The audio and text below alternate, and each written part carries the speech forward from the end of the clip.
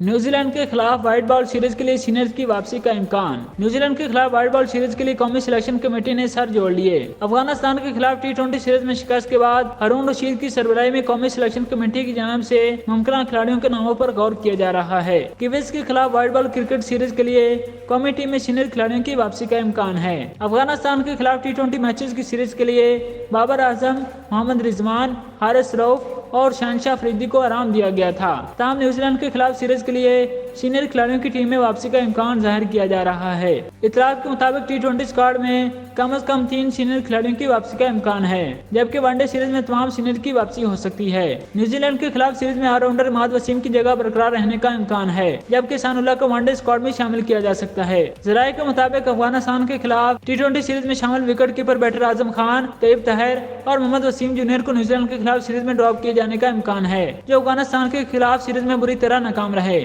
ذرائع کا کہنا ہے کہ نیوزی لینڈ کے خلاف سیریز کے لیے عبداللہ شفیق اور سائم ایوب میں سے ایک کھلاڑی جگہ برقرار رکھ سکے گا، جنہوں نے شارجہ میں ابتدائی 2 میچوں میں ناکامی کے بعد آخری میچ میں عمدہ کارکردگی دکھائی تھی، جس کے باعث قومی ٹیم میں کامیابی حاصل کی۔ یاد رہے کہ پاکستان اور نیوزی لینڈ کے درمیان ٹی20 سیریز 14 اپریل سے لاہور میں شروع ہوگی۔